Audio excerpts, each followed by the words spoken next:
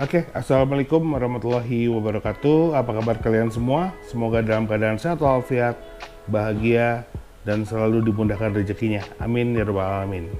Gini guys, jadi video kali ini saya nggak di motor, karena saya akan bikin video tentang tips dan trik dalam memilih motor Z800 di tahun 2024. Karena di video sebelumnya ada subscriber yang nih nanya tolong dibuatin video tentang cara memilih Z800, motor Z800 di tahun 2024 guys.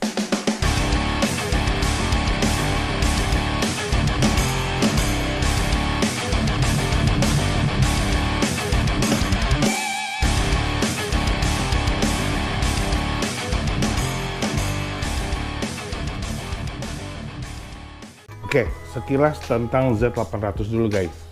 Z800 ini adalah salah satu varian Z series di produk jagoannya Kawasaki, khususnya di tipe naked bike. Jadi tipe Z series ini itu ada Z250, Z800, Z900, dan Z1000 atau Sugoi. Nah, untuk 4 silinder terjangkau ya sejauh ini ya, yang produk Kawasaki yang menurut saya sih cukup terjangkau adalah Z800 guys ya, karena harganya masih ya dibilang mahal tidak, dibilang murah juga enggak gitu ya, karena masih di bawah 200 juta. Nah, sekitar 100, bervariasi sih, ada yang 160-an bahkan 190 juga ada, tergantung kondisi motor. Nah, apa aja sih yang harus kalian perhatikan jika akan mengupgrade kuda besi kalian dari 2,5 mungkin ke 6,5 versus lalu pengen ke Z800. Ada beberapa tips dan trik yang harus kalian lakukan dulu saat pengecekan unit di penjual. Teman-teman yang belum subscribe channel ini, silahkan subscribe dulu. 3, 2, 1. Terima kasih. Kita lanjut videonya. Jadi udah saya rangkum di handphone karena ada beberapa poin penting yang harus kalian cek. Jadi yang pertama, standar lah, cek kelengkapan surat-surat, baik itu dari STNK-nya, BPKB, faktur. Jadi kalian cek juga nomor rangka dan nomor mesin sama enggak dengan yang tertera di STNK dan BPKB. Itu guys, itu penting, jangan sampai kalian beli taunya surat-suratnya bodong gitu kan, surat-suratnya palsu kan, aduh nggak banget lah. Yang kedua, cek history motor guys. Jadi kalau kalian ada kenalan atau kalaupun nggak punya kenalan gitu ya, cukup infokan nomor rangka dan nomor mesin ke dealer Kawasaki. Kalian tanya udah pernah penggantian part apa aja nih. Takutnya yang ditakutkan itu kalau motor ini pernah crash dan rangkanya udah nggak benar lalu desain terulang, itu sih sebagus-bagusnya nggak akan bener guys, nggak akan enak handlingnya, saya jamin nggak akan enak. Jadi dicek baik-baik banget apa aja yang patut udah diganti. Tapi kalau misalnya cuman ganti gear atau ganti rantai, kanvas, itu oke lah, itu nggak masalah. Oke. Lalu yang ketiga, tanyakan part orisinilnya ada atau enggak. Karena ini cukup penting juga loh.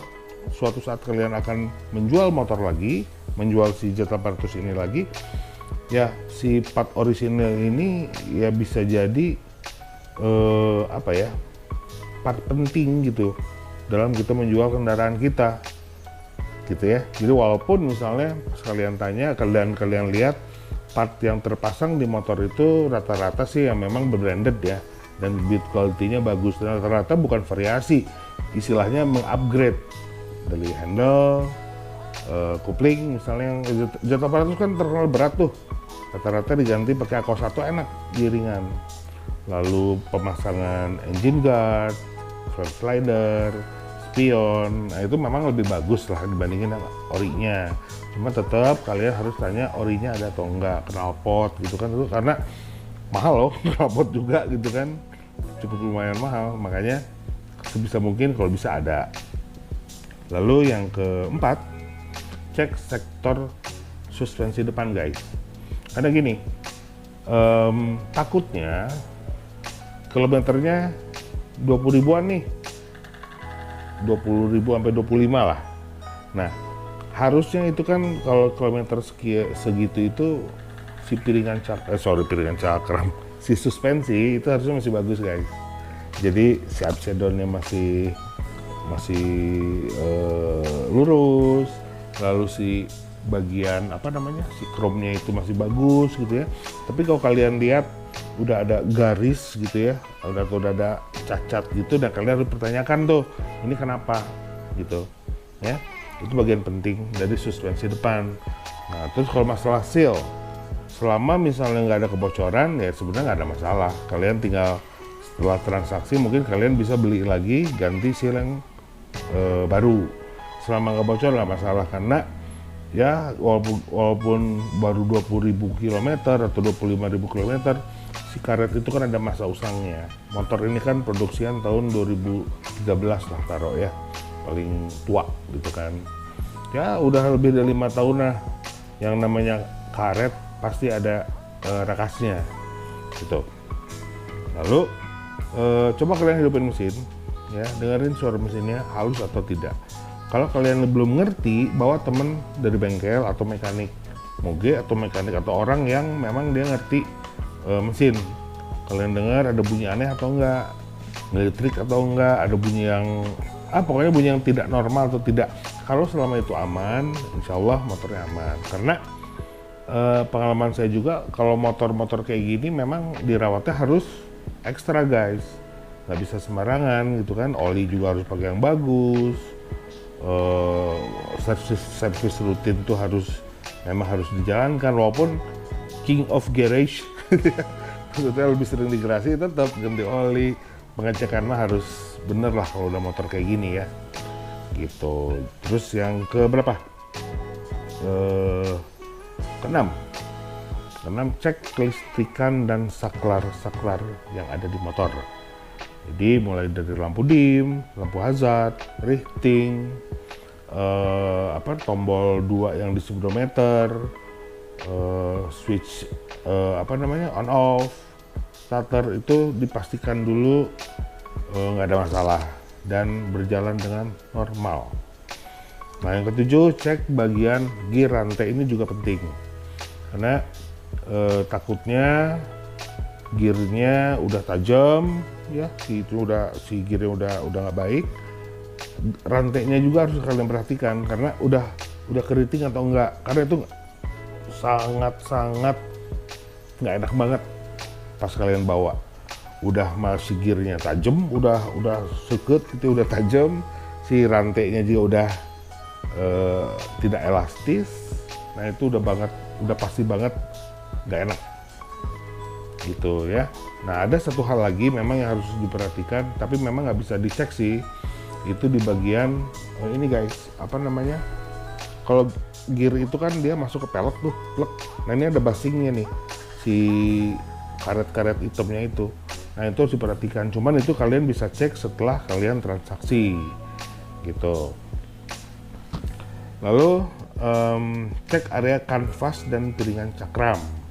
Nah takutnya gini, kilometernya rendah ya, 20.000 untuk tahun 2013 sampai 2015 itu masih oke lah, masih rendah.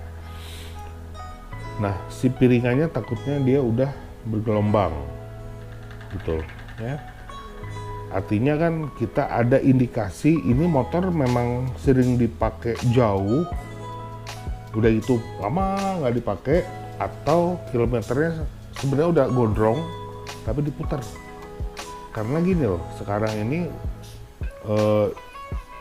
odometer digital aja bisa diakalin guys. Nah itu kalian harus hati-hati, harus cek dulu. Harusnya kalau 20.000, 25.000 itu piringannya masih bagus. Kalaupun ada bekas gigitan si kanvas ya normal lah, nggak yang bergerinjul banget gitu kan.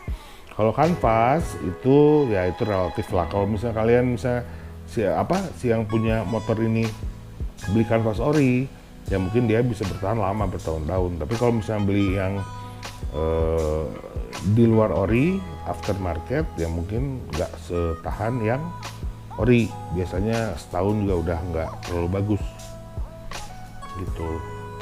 Lalu cek suspensi, ini yang terakhir nih, cek suspensi belakang dengan cara kalian dudukin, kalian mainin si motornya naik turun. Kalau memang terasa keras, nah kalian cek tuh si suspensinya. Di bagian suspensi Z800 itu ada pengaturan reboundnya guys. Ke kanan dia makin keras, putar ke kiri jadi lebih empuk gitu. Suspensi depan juga sama di sebelah kanan. Dia standarnya itu kalau nggak salah 12 klik. Jadi kalian klikin dulu sampai ke kanan sampai mentok, lalu putar pakai obeng min. Klik, klik, berarti ada bunyi itu.